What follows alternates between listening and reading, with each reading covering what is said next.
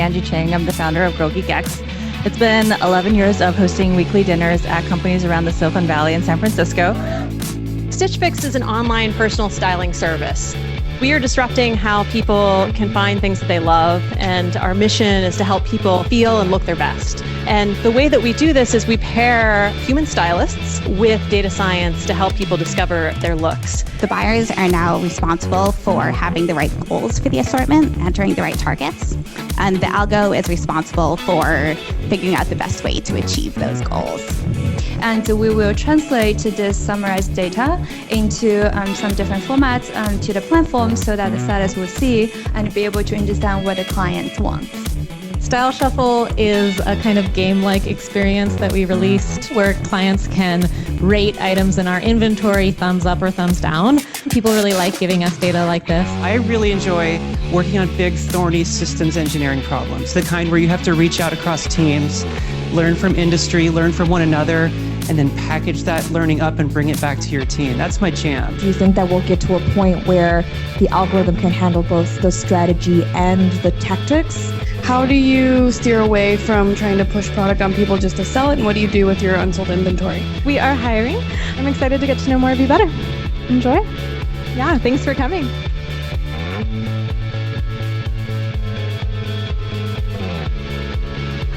Awesome, this is Angie. Hello. Awesome. Thanks everyone for coming out to Stitch Fix tonight. My name is Angie Chang. I'm the founder of Geek. It's been 11 years of hosting weekly dinners at companies around the Silicon Valley and San Francisco. So I want to thank you so much for continuing to come back. And also, if it's your first time, I hope you've met some amazing people. I learn something new every time when I come to another one of these events. This is Stitch Fix's second time hosting this event, and it's really great seeing them grow. And also, I'm really excited to hear them speak again. Hey, I'm Gretchen. How many of you guys are wearing like your Stitch Fix stuff today?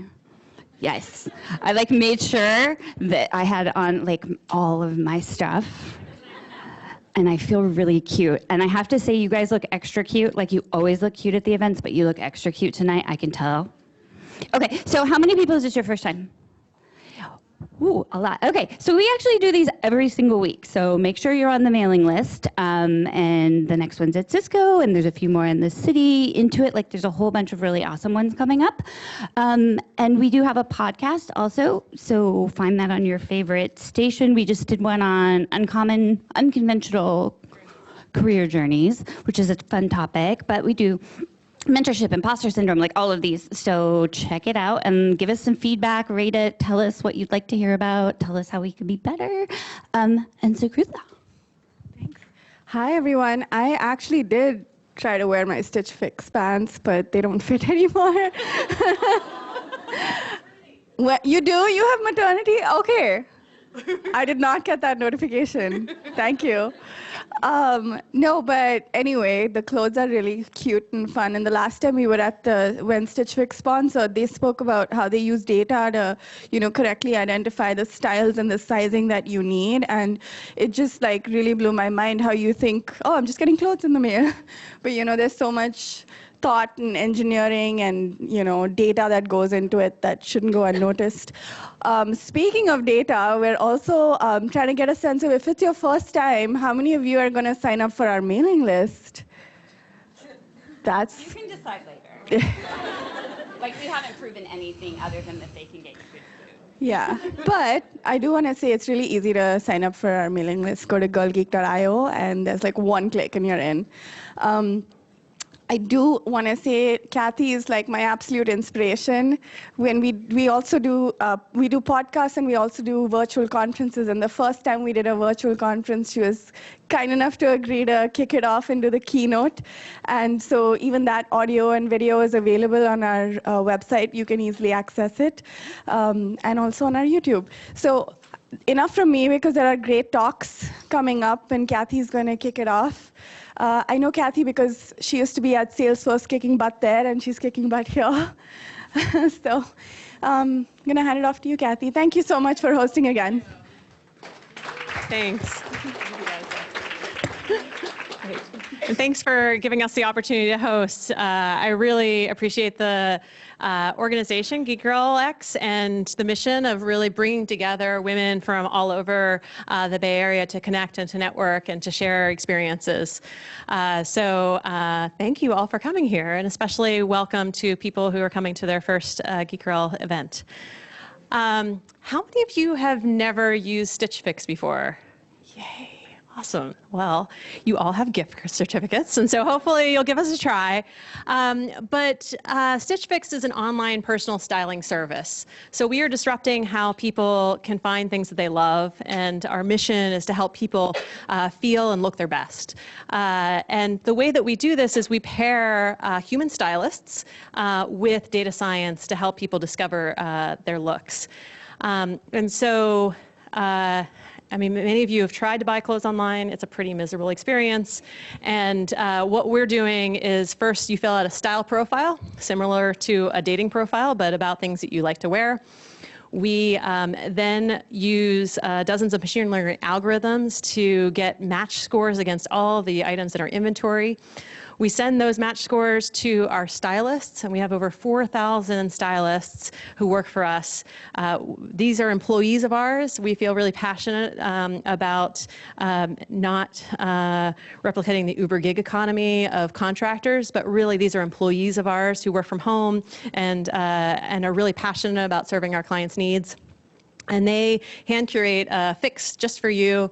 They pick the clothes, they send it to one of our fulfillment centers, we put it up in a nice box, we send it to your house, you get to try it on at home, you keep what you like, you send back the rest, we pay for shipping both ways. And the great thing about our model is that we get better and better as the more we get to know you, and you share data about what you like and what you don't like, and that gets fed back into our model. And so we're an 8-year-old company, and proud that Fast Company named us one of the most innovative companies last year. Woo! Thank you. This is Katrina Lake, our CEO and founder, and I feel really passionate about working for a female-led company. She is a really amazing entrepreneur and leader that I really, get so excited every day to get to work with her. And it's a very data-driven company led by a very data-driven leader, and that really goes into the innovation of what we do. So we're 8 years old. We're a newly public company, making over $1 billion in revenue. We're profitable. We've got business lines for women's, for men's, for kids, for plus, maternity, and we're just about to launch in our first international company in the UK. So look for the announcement soon. If you know anyone in the UK, let them know once it's launched, and we'd love to have them try out our service. So, I really get excited about our business model, and it's just very interesting to deal with something that has a tangible product and a huge operational aspect. So I've worked at companies like Salesforce and Yahoo and Amazon, and this is just a different aspect of how I'm working with technology with our tech teams. It's also really amazing what a strong engineering culture we have and company culture. And we have what we call the Stitch Fix OS. It's our operating system for how our teams work together. And I think it's really great to be able to work for a company where you can see the values that you have aligned with how we run ourselves as a company. Two things that really stand out to me as a technologist is one is our value around authenticity. So when I started my career as a software engineer, all I wanted to do was fit in and look like one of the guys. So I didn't want to stand out as a woman. I wore baggy T-shirts and jeans, and just wanted to be treated as a great software engineer and to be respected for what I did, rather than stand out as someone who is different. And there's a lot of overload that goes in your brain to just try to fit in, to just try to fit in the same box, talk like one of the guys, to play the first-person shooter games or whatever it is that we were doing back then. And it is a little exhausting to think about trying to fit in instead of just getting to focus on your work.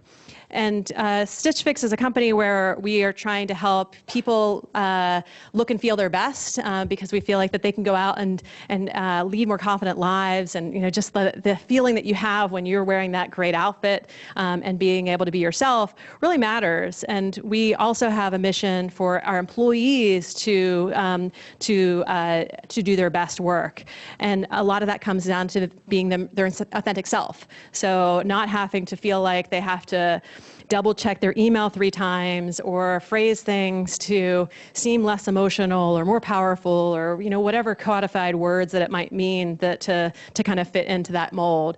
And so we have authenticity as one of our Stitch Fix values of letting everybody be themselves, and thinking about the culture add that brings to the organization, so that people can focus on their work instead of just trying to fit into the mold.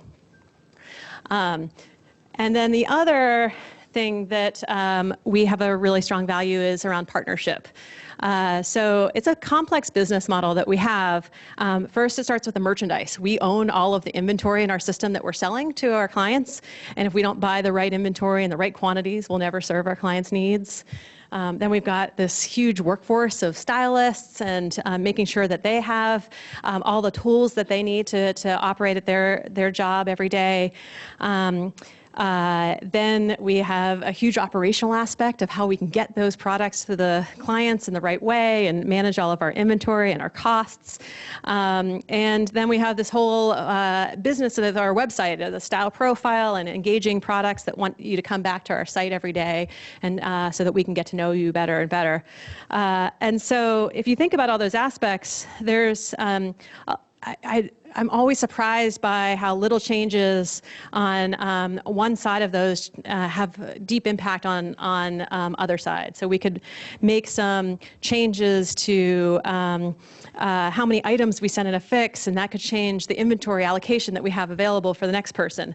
And so it is one of the most partnership-driven companies that I've worked for, in that you really have to think about not just your own area, but how that could have an impact across the company.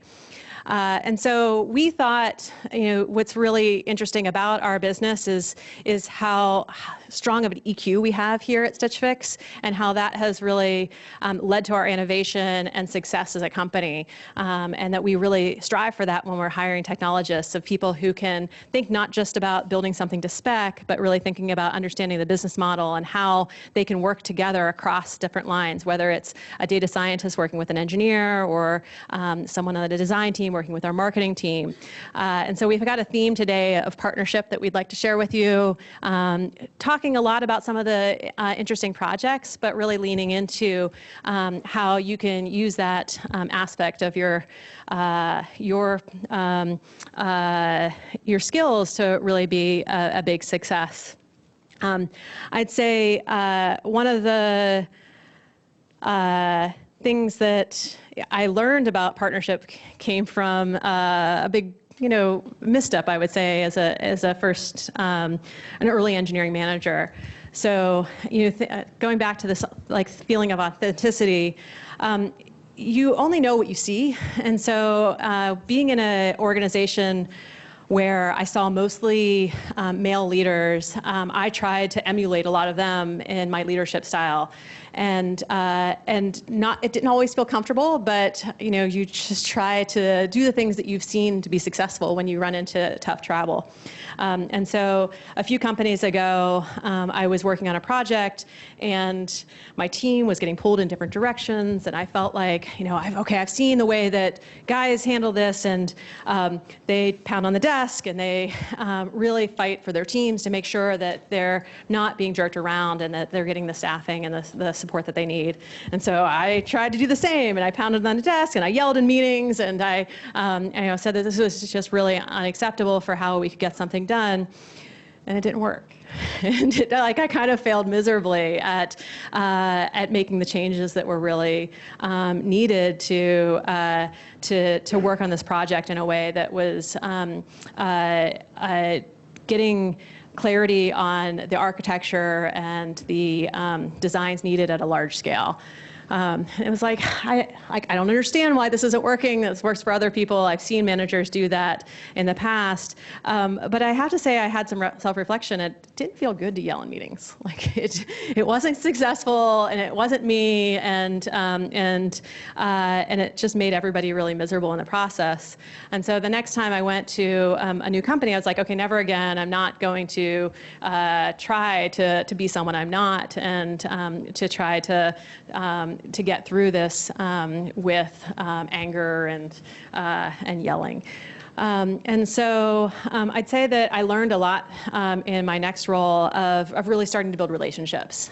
So how can I build relationships up front, build trust, so that when we have difficult situations, instead of it getting to a point of anger, it came to a conversation. And I found that I really developed my leadership style because I lean more into my authentic self and led into building partnerships, because I think that when you have those partnerships, you can get a lot more done.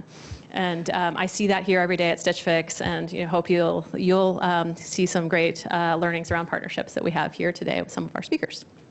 So without further ado, our theme is around technology and partnership, and we're going to pass it off to Emma. Yeah, Emma, come on up. Where'd she go? There.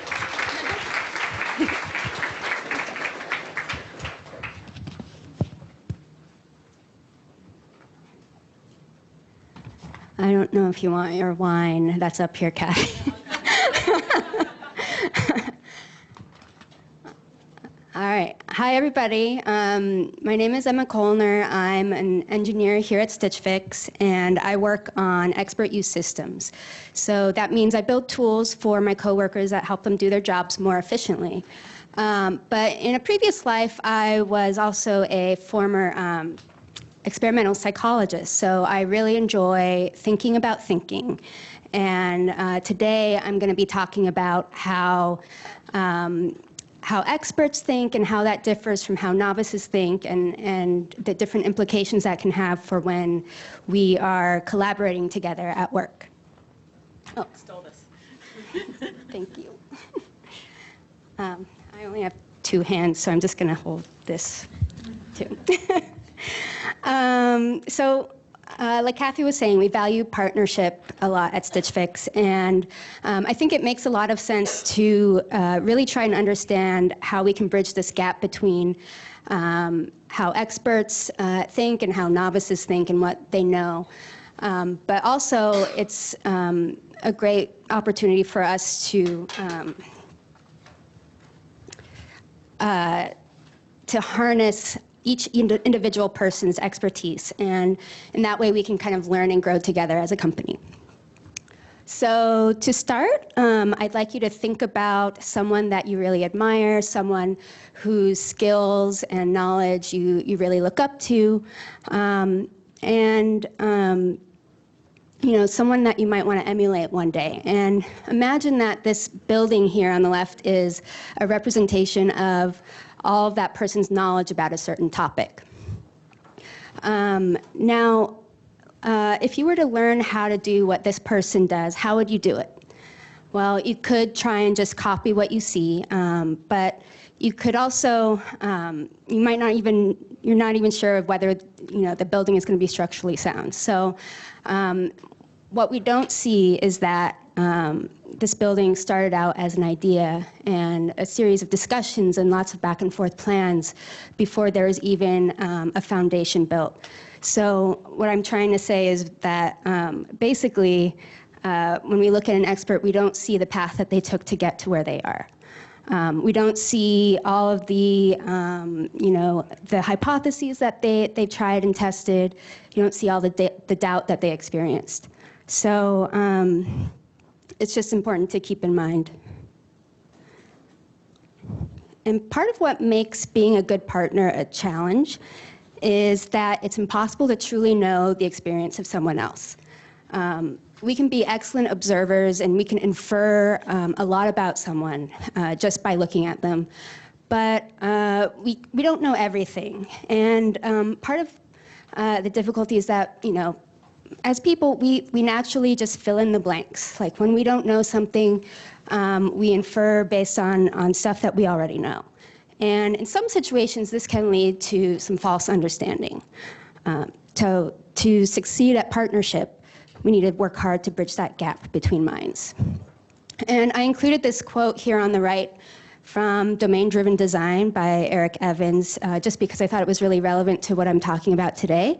I'm not going to be talking much more about it, but I'm still in the middle of reading it, but it was a really good introduction. I recommend it. For now, I'm going to be describing 3 different scenarios that I have experienced in my software engineering career and what they can teach us about our brain's natural limitations so we can become better communicators, problem solvers, and business partners.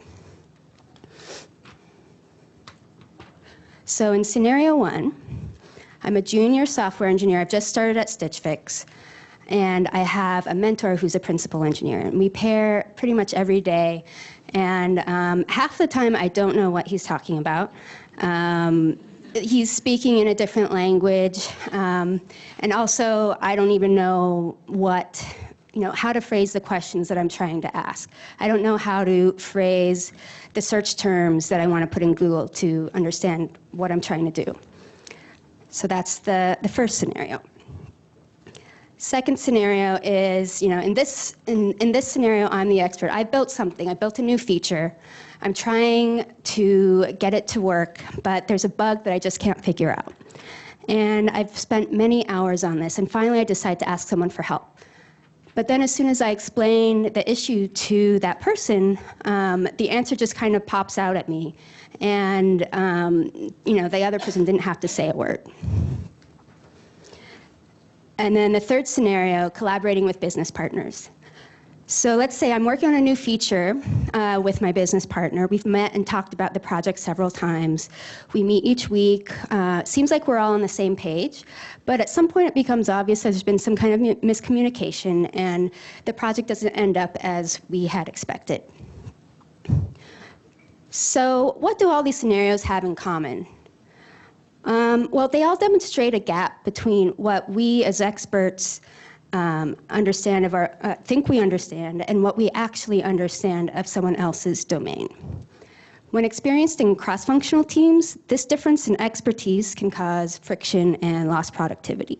So I want to advocate for a solution of adopting a beginner's mindset. So now the neuroscientist is going to come out in me, and I'm going to have a very, very simplified explanation of how learning works in the brain and how differences in expertise can lead to different outcomes. So when we learn something for the first time, it's an effortful process that takes a lot of mental resources and attention. So that's what those red scribbles represent.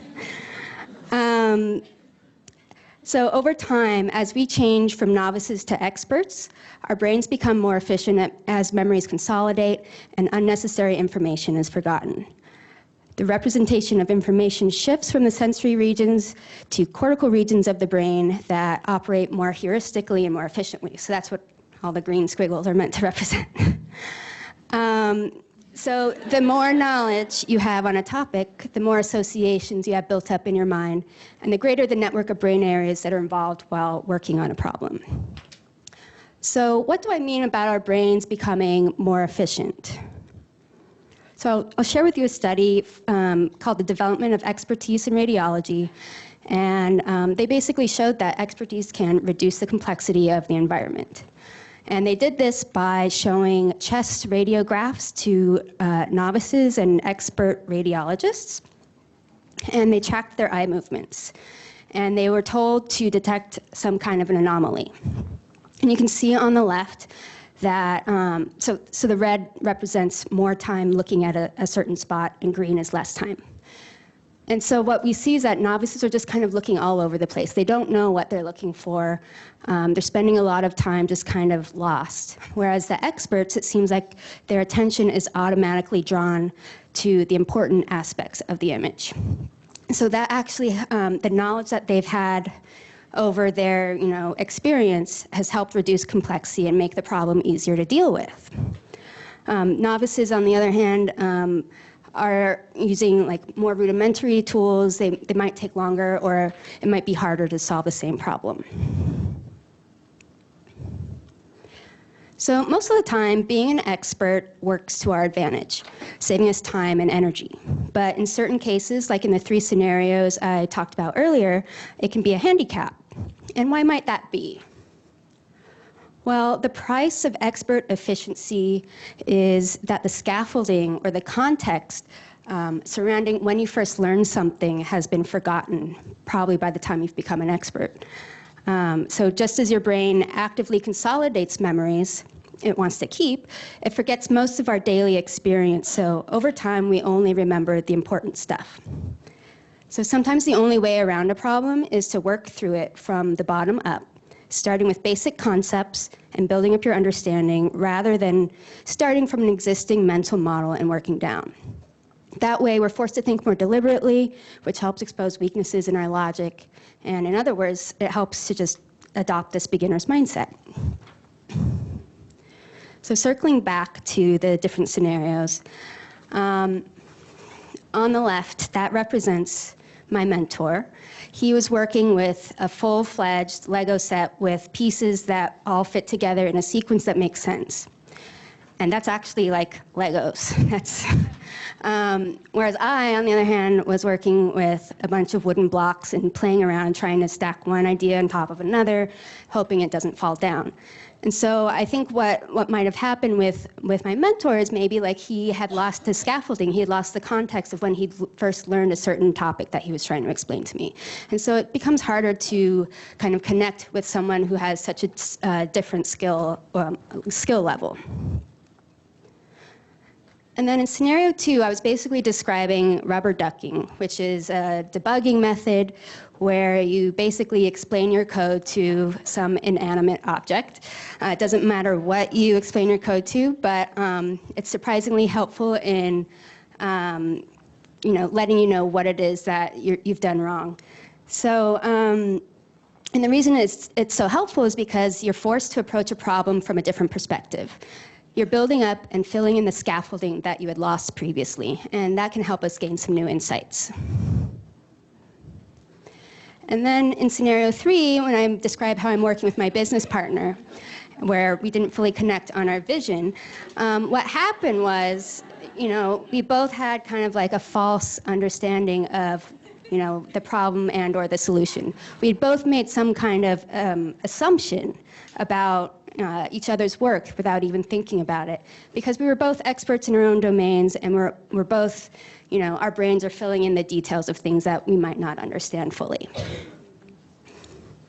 So yeah, really, this picture is a joke, but it just demonstrates how easy it is to misinterpret things that might seem really easy. So lastly, I just want to return to the skyscraper under construction metaphor for mental models. So while it's being built up, there's scaffolding all over the place, allowing workers to place one brick on top of another. But when construction is done, the scaffolding is taken away, and all that's left is a perfect shining tower. It can be hard to remember how we arrived at a conclusion once the scaffolding is gone. So the next time that you're collaborating on a project with someone of a different background, remember that you don't see the path that they took to get to where they are, and it's often necessary to spend the time to translate, describing one person's solution in a language the other person understands. Or better yet, coming up with a common language together. Thank you.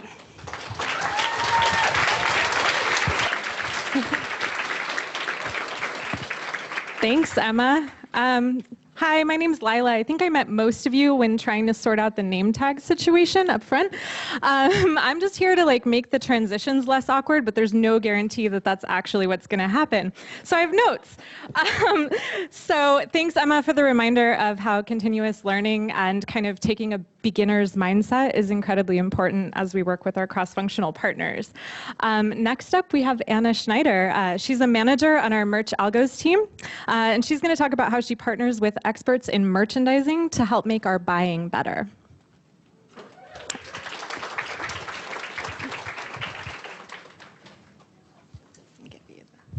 Oh, you have LaCroix. How are you going to switch slides with LaCroix? I'm going to put it down, is what I'm going to do. Hi, yeah, so I'm Anna. As Lila said, I'm a data science manager here. And I'm going to talk about a project that I worked on that is very similar to the scenario 3 that Emma was just talking about, where you're working with a cross-functional partner and you think that you're solving the same problem, and it turns out there's a whole different kind of problem and a whole different kind of solution that was needed. So when I say buying better here, I'm not talking about how clients buy better stuff from Stitch Fix. I'm talking about how buyers who work at Stitch Fix buy better stuff to send to clients. So digging in a little bit more, we have a team of people called buyers who are Stitch Fix employees, and their job is to figure out what we should be stocking in the warehouses. That determines the pool of merch that then the stylist can choose from when they're deciding what to send to a particular client.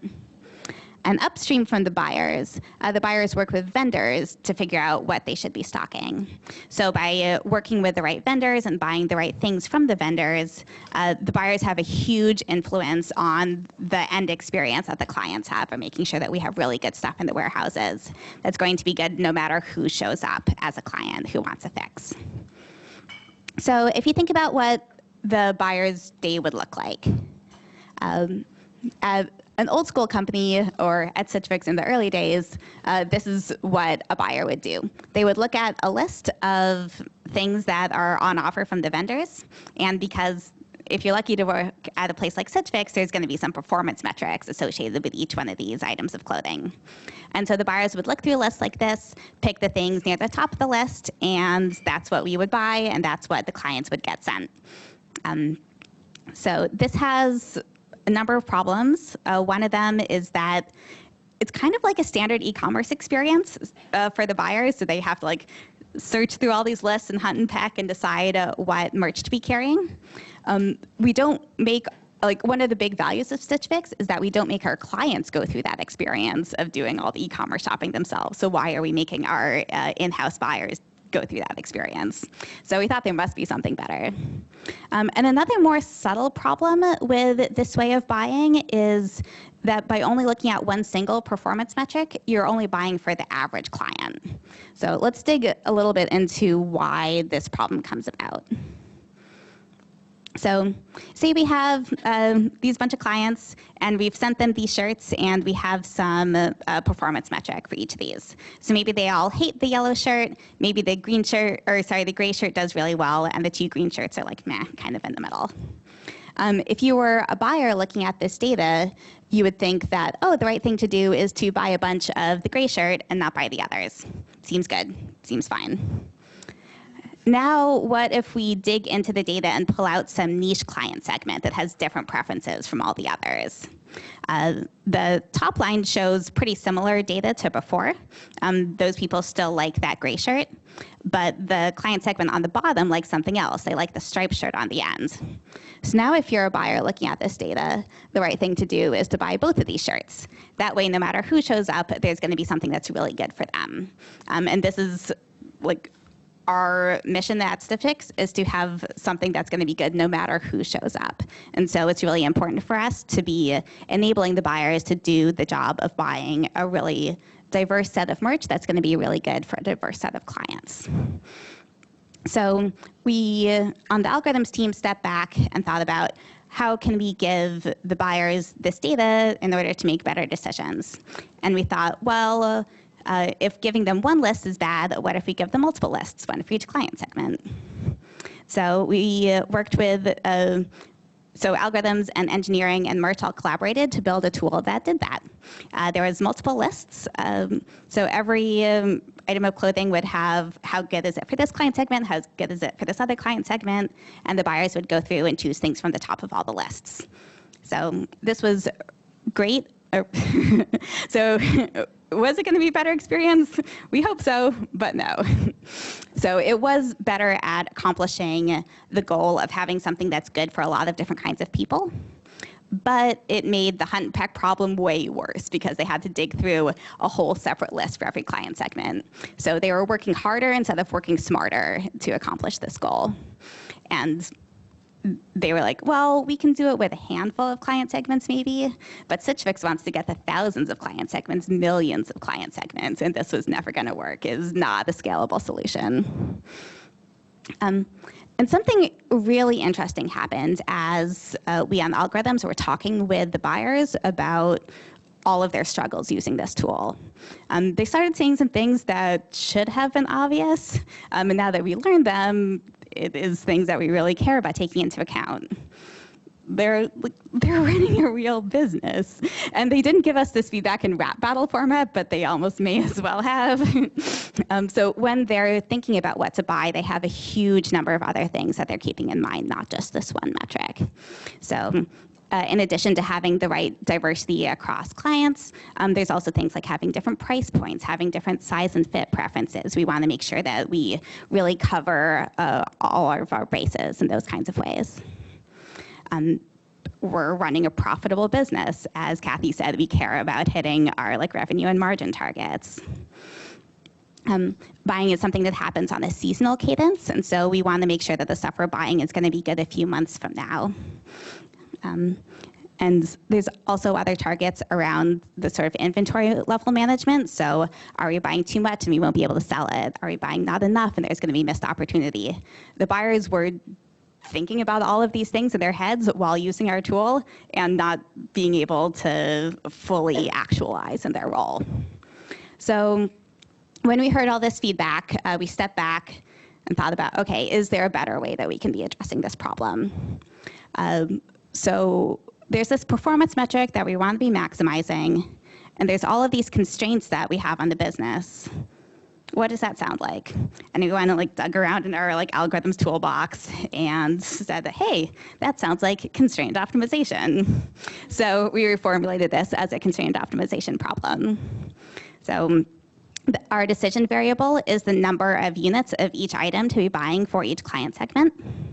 And we choose those units in order to maximize the predicted performance of the whole assortment overall. So we add all that together. Subject to all of those constraints that we talked about on the previous slide. And it took a fair bit of work to formulate all of those as equality or inequality constraints, but we were able to get close enough on most of them through a lot of partnership and talking with Merch about hey, so when you want to meet this margin target, what does that really mean? We were able to get all these formulated. To solve this, we're using an open source Python solver called Pyomo. And it's been working pretty well for us, even though the documentation is pretty bad. So if you're interested in checking it out yourself, I would recommend Googling this blog post by one of our other data scientists who is using Pyomo on a different team within Stitch Fix algorithms. So it's a way clearer explanation than anything else on the internet. Then in order to make this algorithm available to the buyers, we built a tool that they use to interact with it. So from their perspective, they actually specify values for all of these constraints within the tool, and then press go. And what happens then is that our algorithm, running Pyomo, combines those constraints with separate algo's predictions of how well each item is going to perform for each client, and spits back out the recommendations. And so within just a couple seconds, the buyers get the whole assortment recommended returned back to them. And this has been a way better experience for everyone involved. So our goal of having something for everyone, this achieves. We're optimizing over all of the client segments at once.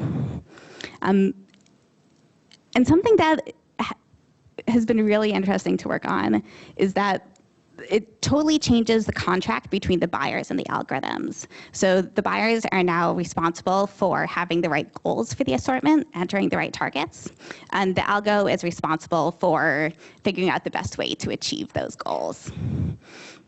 And so it's almost like the experience of getting a fix, where as a Stitch Fix client, you'll say hey, I want a cute dress for a wedding next month, and the stylist will go off, and the stylist algorithms will go off and figure out the best way to achieve that goal for you. Now the relationship between the buyers and algorithms is much more like that, instead of the standard old e-commerce experience. So some lessons that I've learned through this that could hopefully be transferable to some other business contexts, like whatever you're working on. One is that algorithms are good at tactics and people are good at strategy. So in the old versions of this tool, the people were responsible for the tactics of digging through all the lists, and no one was nothing within the tool was responsible for the strategy. Now we reformulated the tool so that the people are doing the strategy and the algo is doing the tactics, and that's a much more powerful human-in-the-loop algorithm.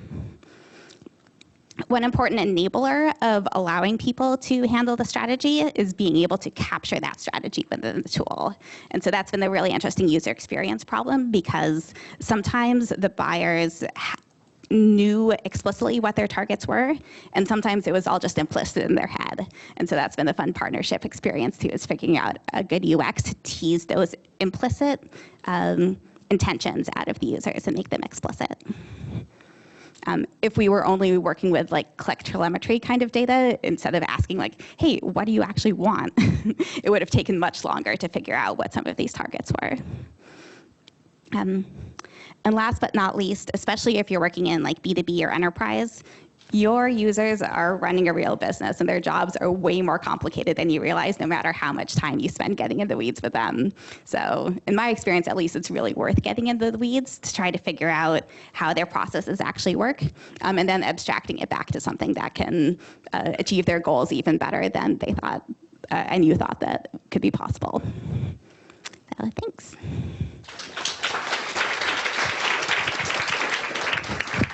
Yeah.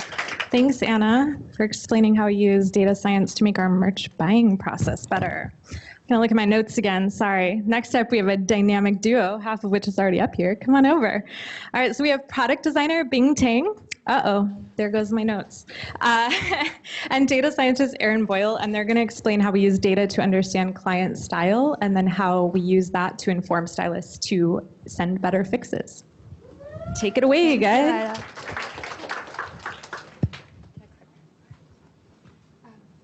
Okay. Hello, everyone. My name is Bing, and I work on the UX design team. Here's the slides. And this is Erin. She works on the data science team, working on AI instruments. And today we'll be being the dynamic duo and talk about communicating style together.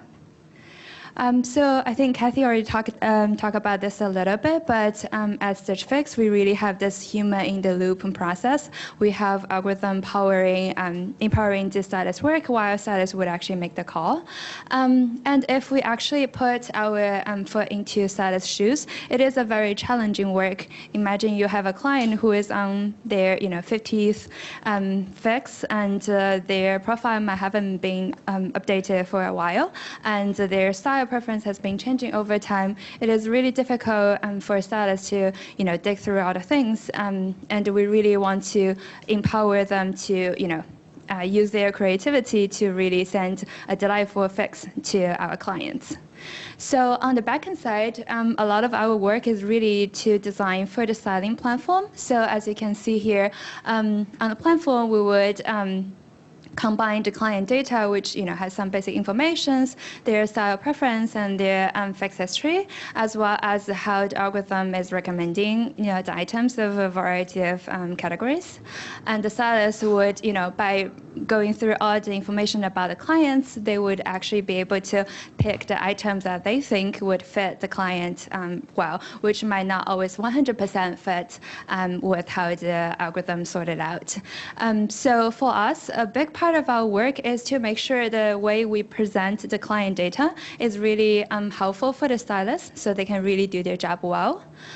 And previously, the way we represent client style is more static. So for those who have been using Stitch Fix before, when clients sign up, they would rate outfits of different styles. And we will translate this summarized data into some different formats to the platform, so that the stylist will see and be able to understand what the client wants.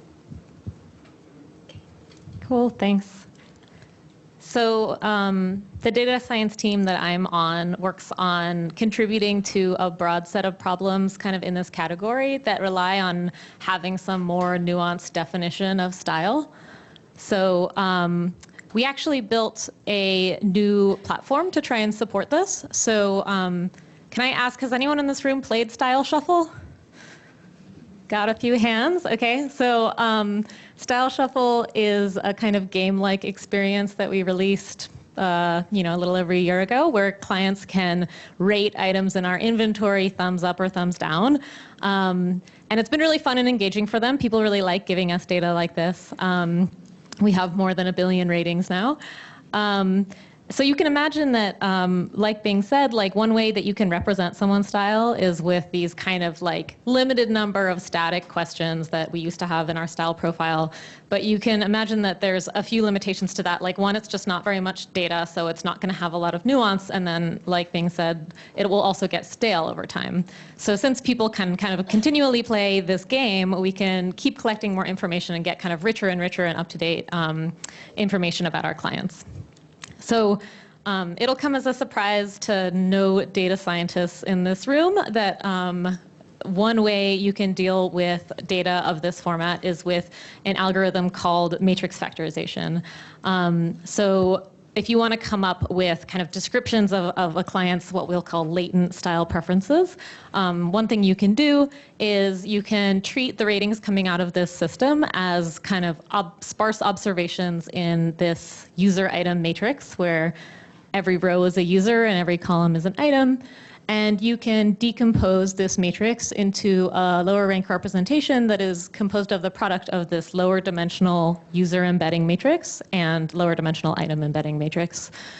And when you've done this, what you have learned, you're learning the coefficients in these two matrices on the right. What you've learned are what we call latent factors that describe client preference. So the kind of columns in this user matrix and the rows in this item matrix are going to describe, they're going to be kind of like hidden underlying variables that describe big sources of variance in the preferences that we see from our clients. So if you want to get a prediction back out for any of these user item pairs that we haven't actually observed, if you want to get back out a prediction of how well a user might like some particular item, all you need to do in this framing is simply take a dot product of this user and item vector to recover a kind of score for that pair. And in reality, like we might actually expand on this and use a more nuanced algorithm, but I think this is a good kind of framing to understand it.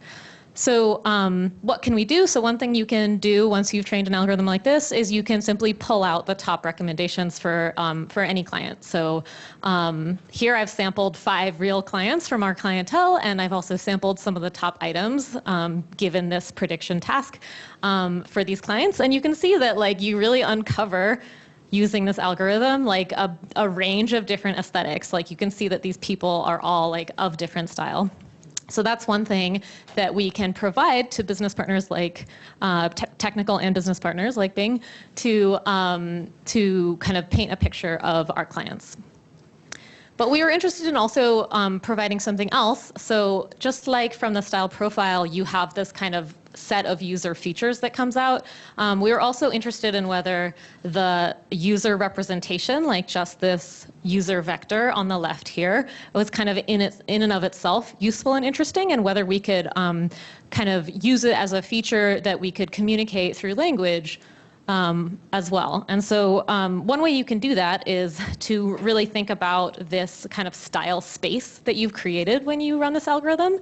So let's say we ran this algorithm with just 3 latent factors, like we've done here, just 3 columns in the user matrix. That means that once we've learned coefficients for this user, they have a location in this kind of XYZ space. They have an address. And so we're curious, like, does that address itself kind of convey information? So one way you can kind of dig into that and try and kind of come up with a language to describe this user representation from this algorithm is you can actually look at these axes and you can see what they represent. Like we found these latent factors that predict client preference, but what do they mean? Like what's going on?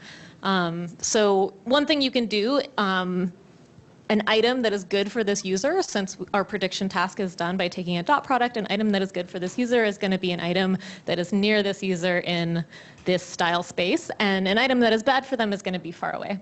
So one thing you can do is you can look at how the items change across some particular axis to come up with like what this axis is encoding stylistically. So when we do this for this one x-axis, you can see that like this is a sample of items on the left and they have this kind of boho style to them, and this is a sample of items on the right, and maybe you would call them more preppy. And you can then go through and do this for the major, what we would call principal components of this style space, in order to really kind of explain what this user's representation means. And there's a couple little technical details if you want to do this in real life. I actually have a blog post on it if you want to dig into that. But basically, what this gets us to is that our team can kind of partner with people like Bing to provide these like intermediate data products that they can plug into whatever their domain is within the company. So one thing might be actual recommendations, one might be the client's representation, maybe on merch they might care about the styles representation instead. And what we try to do is just provide people with whatever products are going to be useful for their application. Thank you, Erin. I know it's very magical, isn't it? I remember when I first got on the project, I was like, ooh, look at that. But yeah, let's come back to what I was talking about, designing the styling platform. So once I wrapped my head around this project and, like going through many meetings with our cross-functional partners, there's two big questions sitting in front of us. So one is, how to make sense of latent style, because as Erin just said, it is a very mathematical model, but we want to make sure it is something that, somebody who doesn't really know statistics or like doesn't really know much about math could still understand it in some way. And more importantly, we want to make sure that could help stylists actually make decisions and with confidence. So for these two questions, we actually conducted two different studies, and I will just quickly go through them and share with you guys. So the first one, as Erin just said, she actually showed these two clusters of clothes too. I think most people would see, oh, these two are different styles, but it's very hard to say why or how or what or exactly. So this is also how we started the study, because as a human, when we see a bunch of things sitting together with similarities, we just have this natural tendency to give it a name, a label, a theme, or something like that. So that was how we started. So let's use this, two extreme axes as example. The first moment we saw it, we said, oh, the left-hand side looks very classic. The right-hand side look trendy, yeah, something like that. But because we thought, this is coming from the mathematical model, we should really think about it very objectively. So we say, what is the most visible objective factor? Let's say, the left-hand side is very less skin exposure. It's, much more covered. And the right-hand side looks more skin exposure. What about that? And then we show it to, the stylists and also other people on the team. And then there has been a lot of voice raised because everybody's like, yeah, there's skin exposure, but the print seems different. There's seasonal implications. The color scheme is different. The fit is different. There's different levels of embellishment. What does, which one is the most important? How do we then there's a lot of debate around that. And that at that point, the team and everybody, we actually started stepping back a little bit and think about what is style in reality. So this is one quote from the movie The Devil Wears Prada. I still remember when that quote came out in a movie, but I think essentially it is talking about what style was really manifested, over time from the cultural and the historical influence. And for us, it is really important to recognize and embrace that instead of, trying to invent some new way of talking about style overnight.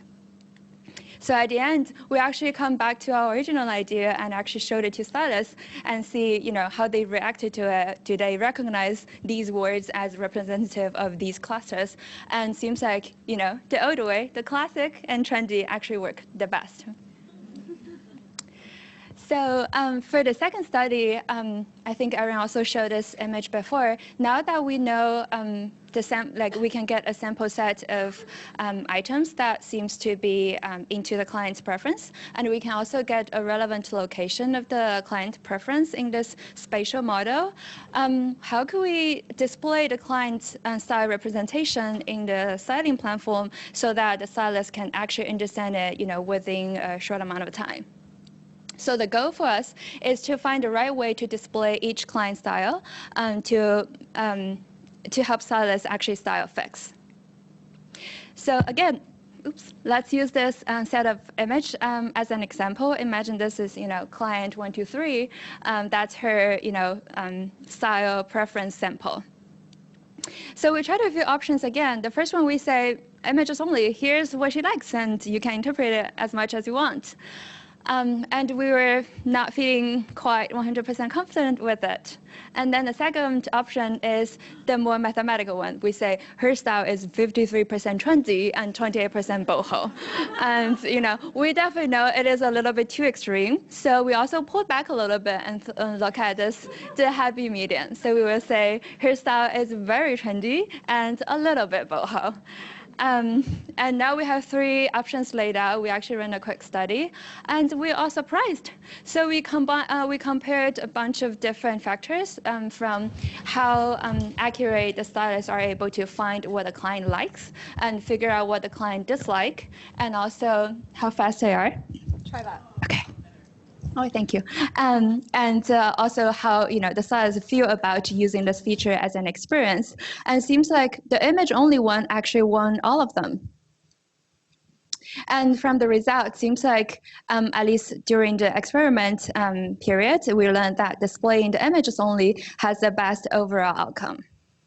So when we look back at the long journey, we realized, at the beginning, we were trying to display as much information as possible and, try to put massive amount of data in front of stylists. And then we pull back a little bit, and then we realized we can actually let the information speak for itself instead of, we try to add more things on top of it, which reminds me of a quote from the very famous designer Dieter Rams. Her work inspired a lot of Apple products, and he once said, the good design is as little design as possible. And I think that really speaks, the philosophy is really representing how we work here. Awesome. So I guess all I'll add to that is that, hold that thought. Keep talking.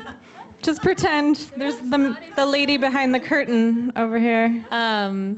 So this collaboration was really interesting for me too because it was really interesting to learn that it's hard to summarize aesthetics with language. Like I think of language as being very rich also, but like in this case, it wasn't quite up to the task. Like our brains are really good at processing images, so that was a good thing for us to learn kind of broadly, even outside of your use case. Yeah. And then also, I still got the benefit of having language that like experts had applied to this space for cases where like you really need language. Like you can't always show a collection of images for every kind of use case. And so we do still have language that we've gotten from a bunch of the work that Bing's team did. So this is an example of one of many technical partnerships that we do here. And thank you for listening. Thank you all. So I believe most of the teams that are representing here are hiring. Lala will speak more about that, but design team is hiring, so we can talk later. Thank you. Thanks, Bing and Erin. How they take styles shuffled data and turn it into better fixes for clients is like one of the reasons that I joined the company. I love it. Next up, I wanted to introduce Erin. She's a principal engineer on our fix request team, and she's going to talk about the importance of giving feedback and some strategies for how you can give feedback more regularly. Go for it. Hi, friends. Hi, friends. How are y'all? One more talk on the theme of partnership before we all get to networking time. The focus here now is going to kind of narrow in on the personal partnership. Because as strong women, we are told that we need to lift one another up. But how? Now, part of the answer lies in helping our peers get the recognition and the visibility that they've earned. It's about giving meaningful feedback that lifts them up and also helps you.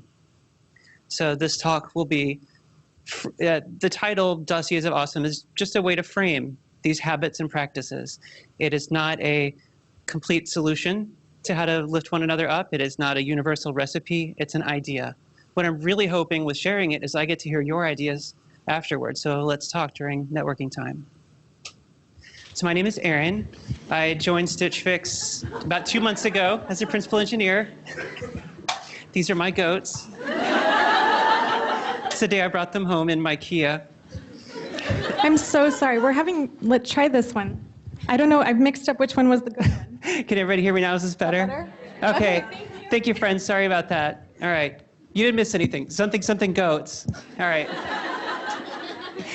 Okay, so I really enjoy working on big, thorny systems engineering problems, the kind where you have to reach out across teams, learn from industry, learn from one another, and then package that learning up and bring it back to your team. That's my jam, like sharing knowledge like that. That's why I write programming books. It's why I coach athletes how to race walk faster. It's not why I have goats, but they are very good listeners. So this talk came out of a conversation that I had with a former colleague, Liz Abenante, a few years ago. We were talking about this series of stories we'd read, prominent women leaving their posts in the tech industry because of being passed over for opportunities and being harassed. And I said to Liz, how do I get better at observing, at noticing? Like, I would hate to think that, something like this happened to somebody on my team and I didn't even see it. How do I catch this happening? And Liz said, people aren't going to harass in front of an audience, right? They're not going to harass in front of witnesses. So that's not the way. If you want to help your teammates, that's not really a great way to do it. And I said, well, how do I help my teammates? Half my teammates are women. How do I like them. I like working with them. How do I hang on to them? And Liz said, help them get the visibility and the recognition that they have earned. So the conversation branched out from there. We brainstormed a lot. But I want to pause here for a second and say that even though this idea came out of a difficult situation and a tough conversation, it's going to apply in a lot of different scenarios. And I also am aware that a lot of the people in this room are already doing a lot of emotional labor for their teams. And the last thing I want to do is give y'all more homework. So I really want to talk about this in terms that will help you in your careers as well. How many of us are in a job where we are expected to give feedback on our peers regularly? Right? A lot of us, right? How many people kind of dread that time of year when you've got to go write a bunch of peer performance reports, right? It's exhausting. It takes forever to write. And by the time you've done your fourth or fifth one, it's hard to come up with something that is unique and that could only apply to that engineer. Like, well, you built some great products for us, and I keep learning more advanced Ruby skills, I guess. Like, I mean, right? That could apply to everybody. So how do we get feedback that helps that specific person get better in their career? And that's what we're going to talk about. So in order to achieve this goal, whatever process we adopt should be lightweight because we're all busy, and we're just not going to do it if it's too much of a burden on our time. It should be something that we keep up with in little increments throughout the year instead of having a big deadline dropped on us. And again, it should be actionable. It should give our peers information that they can use to grow their career. So one idea had been sitting right in front of me this whole time, which is an engineering journal. Now, I had started keeping this a few months prior because we had formed a brand new team, and there was so much learning for all of us that we really had to capture what we'd learned and what we'd done in some way. And my solution was to keep a journal. I tried to do it every day, ended up being about 50% of days. And here's something like what that looked like. 4:30 p.m. every day, right before the end of the workday, a blank window pops up on my desktop. It's time to write in your journal. And I spend just a few seconds, literally just a few seconds, typing in a couple of bullet points. I implemented this feature. I fixed some tests. It's okay to get snarky. It's your own journal. Nobody's going to read it. And the twist here then was to realize that there's no reason I couldn't put anybody else's accomplishments in here. Sometimes journals talked about stuff I'd done with my teammates, but it was time to get systematic about it and use hashtags and stuff. And so that's what I started doing. So in addition to what I'd worked on, I might add a couple of bullet points that a teammate worked on and tag them with a hashtag, which comes in handy later. So then, if you're in a culture that does sort of quarterly feedback cycles, when it comes time to do this, I can click on that person's tag in my journaling software. This is totally real data, y'all. I did not just type a bunch of this stuff at 1 a.m. in my hotel room last night. So, so then you can either copy and paste or kind of paraphrase, but you start with a blank document and you can paste all this data in here. And you start to notice as you do this that these items kind of fall into patterns. These few items seem like they're about incident response. These couple of items here seem like they're about tech leadership. And so you can group them, you can start moving them around, and you can add some headings. Now, then what you do with this information depends a lot about your feedback culture. If you're in a place where you're expected to write your own review, for starters, a self-review, you can give your peers the ammo, the raw material that they can use to write their self-review. So here's what that might look like. You can compose an email, and if your manager is someone who's supportive, write it to them and CC your friend, or your peer. Well, I hope they might be your friend too. And this now tells them a story. If they've been waiting for like a great opportunity to write a promotion pitch for this engineer, you've just given them all this ammo. But the audience is also your peer, because if they're going to be writing their self-review, it's going to be a bunch of stuff that they may not remember in the moment that they accomplished that quarter. That said, though, do please let the manager know what they've done as well, because there's a lot of cultural pressure on us not to brag, and we should fix that too. But if this is all stuff that happened, this isn't bragging, it's data. So it's a good idea to share it with, again, if you have a supportive manager, and with your peer. So how to make this feedback actionable so that somebody can act on it and grow their career. One way to do this is to work these data points into a story. So it's not just data, it's a narrative. And what this looks like, for example, if you start noticing this person developing or showing an aptitude and interest in tech leadership, is to call that out and say, hey, maybe it's time to start handing this engineer larger projects and have them run bigger initiatives. They seem to have a knack for it. So I want to pause just 1 second and say that we're at a women's conference, and we're talking through this originally through the lens of a conversation about women in tech. But there are lots of teammates that we have that are dealing with other marginalized identities, some multiple marginalized identities. So I want us to keep in mind all of our teammates who might be marginalized along one or more axes when we think about lifting one another up. So that is one way that we can have an impact on our careers and our peers' careers, is lifting them up. But again, this helps us do our jobs better. If we're expected to give feedback, and we can do something that gives better and high quality feedback more quickly with less overhead, that helps us too. That makes us recognized for giving good feedback that really helps people. And that's the impact I'm hoping that y'all will have, no matter how y'all choose to do it. So I'm really grateful to Girl Geek and Stitch Fix for putting together this event. Lila, this has been amazing. I love it. I have loved every talk I've watched. The other presenters, y'all are amazing. I'm really grateful to Liz Abinante for this original conversation, and Lila and Miriam for helping me appropriately enough with meaningful, actionable feedback about this very presentation. So as we prepare to head into networking time, I want to come back to that cultural expectation that we don't brag. And I want to chip away at that just a little bit tonight. I'd like to invite y'all, as you're introducing yourself to other people, to say something that you are awesome at. Work-related, non-work-related, doesn't matter. Lead off with something you're skilled at. And if that's one notch too extroverted for the comfort level tonight, maybe ask the person what they're awesome at. Just know that they might turn around and ask you. Be prepared for that. It's okay.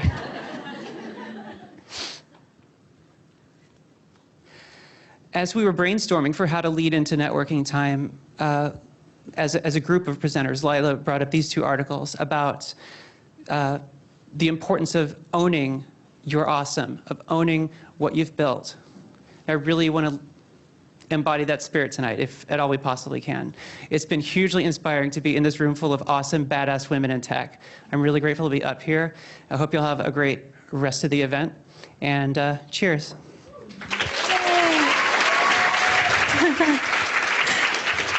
Thanks, Erin. That was amazing. Thanks, Erin.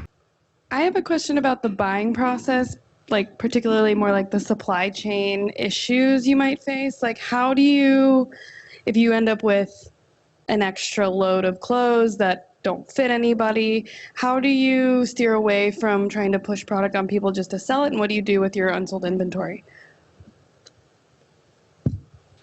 Yeah, so there are several algorithms that help with that, unsurprisingly. So yeah, we have clearance algorithms that figure out, hey, this thing isn't performing very well, and then sometimes we will get rid of it through donating it. So that's one common way that low-performing stuff will leave our inventory. Although when we're doing that, we do want to make sure that we're not getting rid of stuff that's like bad for a lot of people, but like really good for someone. We do want to keep that niche stuff around. So with the client segmentation, like I was talking about, that's like something that we're always trying to figure out how to get better at. But I think one of the things that I really appreciate about Stitch Fix is that we separate out the merchandising team who buys the product from the stylist team that sends the product to the right people. So we have intentionally created this, firewall between the two. So the stylists are never incented to send bad product out to their clients. So they don't know, hey, we've got a lot of those lime green shoes out there that aren't selling. Can you just send it out to people? Instead, we really try to make sure that the stylists are incented to really keep their clients happy. And if we buy bad product, we just, we eat the cost ourselves and learn from it from the next time to make sure that we don't make the same mistake over and over again. And it is this interesting system where sometimes actually getting rid of bad product helps everybody else up, of just making sure that that bad product is not inadvertently getting into fixes. And so we've seen these times where we've changed the dynamics and the model of what we've, how often we've gotten rid of bad product, and we've now learned that it's not a good idea to hold on to it, but it's much better for us to get fresh stuff in. It's a good question, though. All right. Again, my cardio, and you guys hang on. There you go. Hi, I have a question with respect to recommendations. How do you deal with surprise? Because you can learn someone's style, but often when someone really, really likes something, it might be because it's a little bit outside their comfort zone and it's one item. Do you work that in by humans or algorithms? Yeah, that's a great question. And I should say that the exact answer to that might change depending on what context you're talking about. So probably you're asking about in someone's fix. And in that case, a lot of that would be done by the human stylist. We do have algorithms that try to think about assortment, but we mostly rely on stylists or, yeah.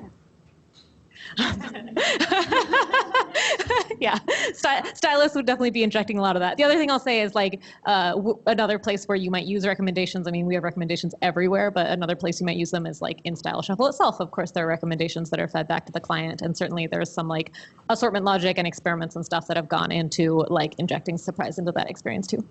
But we try to get employees to style as well as the stylist, and so I try to style a couple fixes a month. And occasionally I'll get someone who said, "Stop sending me skinny jeans," and the recommendations only knows that that this client buys skinny jeans, and so the stylist has to think of well, maybe I'll send her a boyfriend jean or a bootcut jean, and our algorithms have no idea what they're going to want next based on their previous purchases, but we'll have to use this. We like to call it the blend of humans and machines. The art and science of what we do is sometimes there is this kind of stylistic creativity that goes into generating a fix. It's kind of fun. Well said. I was also want to add on that because sometimes there will be clients say, "Oh, I really don't wear dresses," and then out of a sudden they will say, "Oh, I'm going to a wedding, then I need a dress."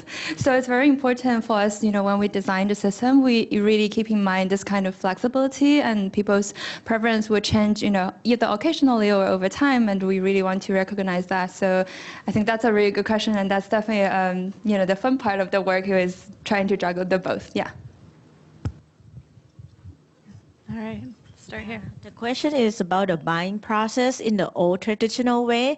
One of the reasons they're using that method is probably the cost optimization. The more you buy, the cheaper it is. But buying optimized by diversity using algorithm, how you deal with the cost optimization to the supplier? Yeah, so in the constraints that the buyers will put into the problem, one of them is exactly around that. So we know how much we're going to buy it at wholesale, and we know what our margins will be because of that. And often the algorithm will say hey, this one has really good margin, buy even deeper into it. So if that's something that we want to be So it's something that's just rolled into all of our other data.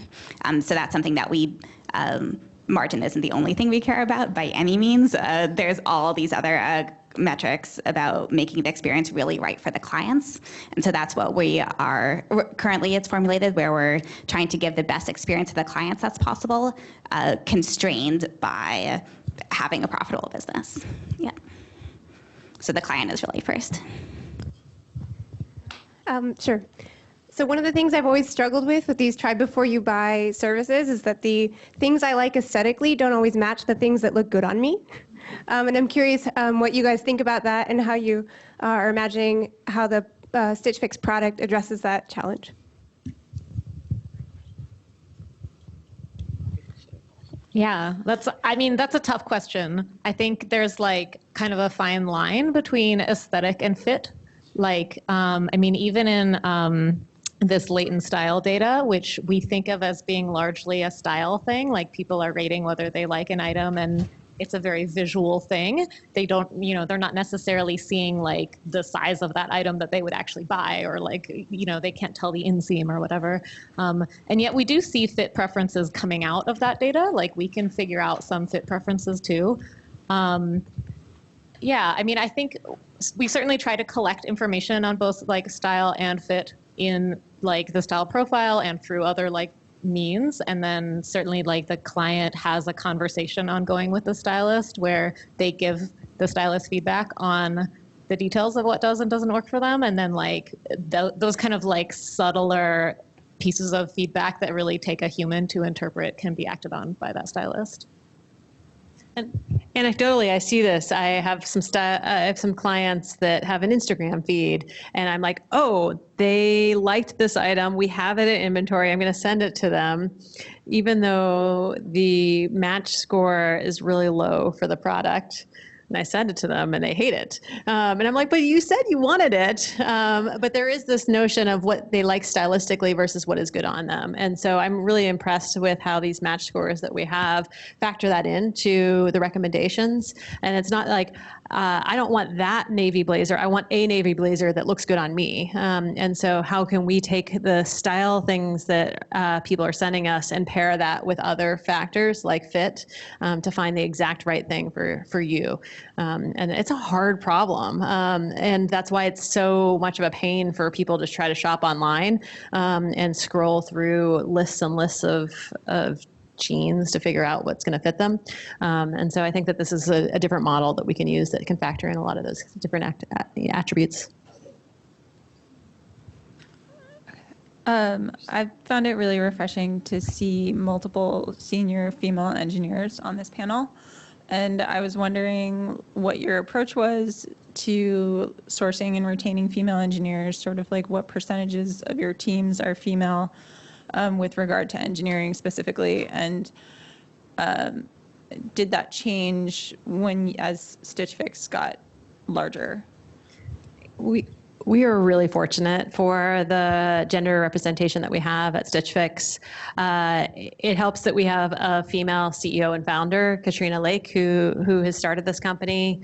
Half of our leadership team is women. More than half of our board is women, and a huge representation of our stylists are women. So if you look at our employee count, which is predominantly stylists, it's over 80% women who work at Stitch Fix. And then our technology organization is really strongly represented. We're in the high 30s for representation of women in our tech organization. It's still not 50-50 and still opportunity for us to grow. But compared to every other tech company that I've worked at, we are really leading the pack at having a very strong gender diversity in our teams. We hadn't done it through top-down quotas or mandates, but really it was generated by teams and managers who cared about this, of understanding that diverse teams build better products, that we had primarily women as our clients, and to really understand them and understand the products that we're building, having those diverse teams helps us to make sure that the things that we're building are really strong at supporting that client base. And what was great for me to see as we were scaling out our organization, it's hard when you're hiring fast to make sure that you're thinking about diversity and all of the different criteria, but we only got better as we scaled. And it really came down to the managers who didn't have that diversity on their teams were asking the other managers who were doing well, like, how did you do that? And how can I do that? And it came through inclusive language in our job postings, or thinking about sourcing in a different way. We talked about experiences that we had to make sure that we had diverse panels. And then we also look for really product-centric engineers at Stitch Fix. And I think that helps us generate a more diverse pipeline of what an engineer looks like throughout our organization. We're not done. We still really want to hire more architect level, senior individual contributors here at Stitch Fix. That's an area that we don't have as much diversity. And then we're also looking to increase our racial diversity and think that we are really leading the way on gender diversity, but have some more way to go in other aspects of diversity, like racial diversity. But I love that we're a group that cares about this, and we talk about it, and we celebrate where we are doing well, and also understanding that we're not done. Yeah. I joined pretty recently, and it was one of the things that drew me to Stitch Fix was seeing that there were so many women in engineering specifically, and then as you look up senior leadership in terms of like management, it's a lot of women in senior management as well. That was something that really shines through. So one reason I think the Stitch Fix has so many women in engineering is because we're drawn here. We see like this is a good place for me. Like none of us wants to be the only woman on the team. So it's been awesome. Thank you. Glad to have you. Hi, so I have a question on, I guess, the outlook on how accurate you think your algorithms are becoming over time. Are they becoming more predictive? Do you think that we'll get to a point where the algorithm can handle both the strategy and the tactics? And if we are at that point, do you think that Stitch Fix would ever move to a model where maybe there's less reliance on human stylists? If yes, why? If not, why? So I'll let Anna speak to the strategy tactics, because that's definitely your framing. I will say, like, they're definitely improving all the time. Obviously, we can't give you any like quantification of that, but like, I've actually been here almost 4 years, and it's shocking how much better we are. Like, you can see it in so many ways. So yes, they're improving all the time. I still expect them to improve more, but I don't expect it to really change anything about the role that people are playing. Like, I think that like the role our stylists play is always going to be critical. It's like a critical part of our business model. They play a critical role, and similarly with like our merchandising partners and so many other people. So yeah, I'll let Anna speak to the strategy and tactics, but that would be my reaction to that. Yeah, one analogy that we've started using for the strategy versus tactics is, are we building a self-driving car, or are we building something like Google Maps? And for a self-driving car, that's just like all about the tactics. It's like can be completely automated. There's no human in the loop there. Whereas something like Google Maps, it doesn't even make sense to think about what that would mean if it was fully automated, because like who's telling it where to go? You need someone giving the instruction. And so there's always going to be that company leadership and leadership at levels all throughout the company saying, where are we going? And that's always going to be a human decision. And so we think of it almost more like a scenario exploration engine, where you can say, hey, what if we went in this direction? What if we went in this direction? And then the humans have the opportunity to choose what of all possible futures we want to be going after. And that's always going to be a human touch. So any chess players in the room? Yeah. So it was Kasparov who was the chess player who lost against Deep Blue. So we look at this sense of, at that time, it was like, this is the end of chess and the age of the machine, and machines are going to always be better than humans. What was it? So that was when the first chess game played against a human and won. But what's interesting is after that point, there was a new emerging game called that was this freestyle chess. Have you guys heard of freestyle chess? So the freestyle chess is this idea that it doesn't matter whether you're a human or you're a computer or a blend of the two, but anybody can play against anyone.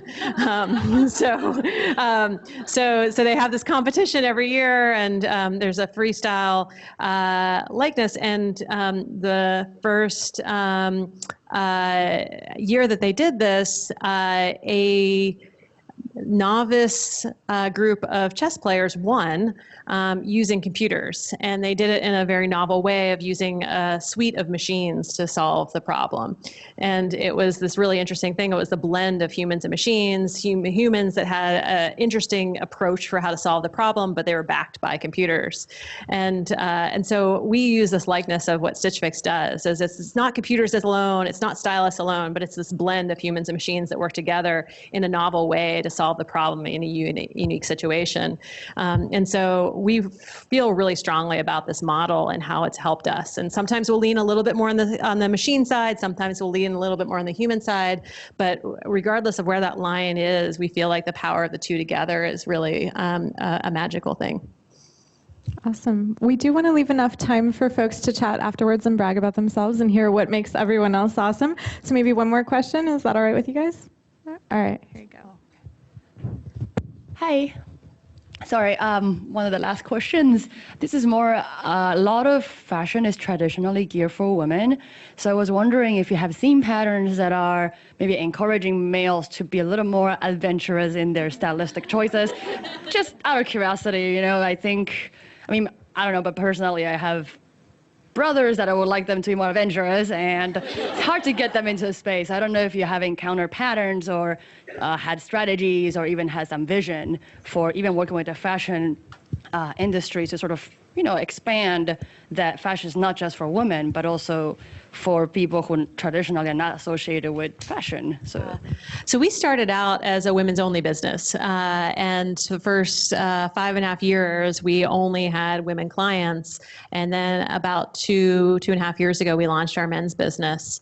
And it's been really great to see that business growing and thriving. And I'd say, I don't know if it's specific to gender or not, but we see some clients that start out and they have a specific sense of what they're looking for. And as they use a stylist over time, they get to be more adventuresome, and they might try new things and get some of these serendipitous things in their fixes that they never would have picked off of a rack before and tried on. We see this with our women clients. We also see, but I think we see it a little bit more so with our male clients. And I think that is, just kind of a fun thing about our service is that you might something that you might never try on, something that you may see in a fix. We don't even show you what's coming because we don't want it to taint your view of the fix before it arrives at your doorstep. And sometimes there's something that you never would have wanted in your fix that you try on. And I've had this happen to me as well, that I'm like, oh, this looks amazing. And so I think that aspect of discovery is a really amazing part of our service, that it works for those folks that, may be stuck in their style, whether you're, a guy stuck in your rut or even a gal yourself. And so it's kind of a fun part of our surprise and delight model. Bing had a client recently that was awesome. Bing, you should tell that story. Yeah. Remember your client?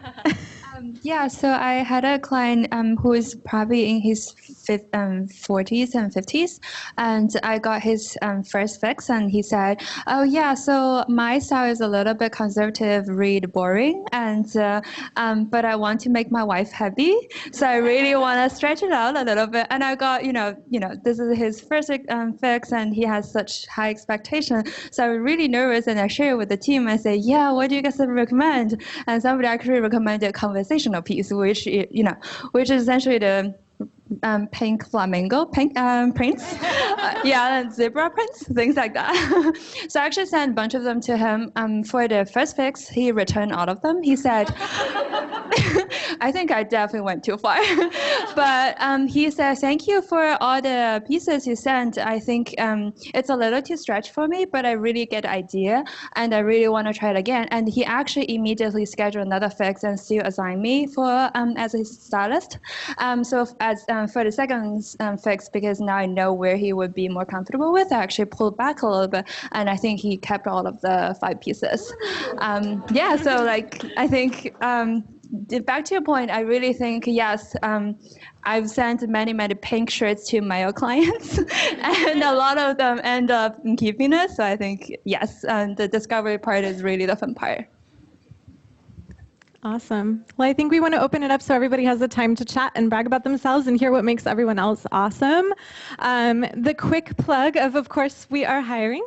If you work at Stitch Fix, can you raise your hand? Everybody who works at Stitch Fix, stand up and raise your hand. Yeah, so if you want to chat more about the roles we have open, aim for one of those human beings that just raise their hand. But I'm excited to get to know more of you better. Enjoy. Yeah, thanks for coming. Thanks for coming, and thanks for the Geek Girl X team for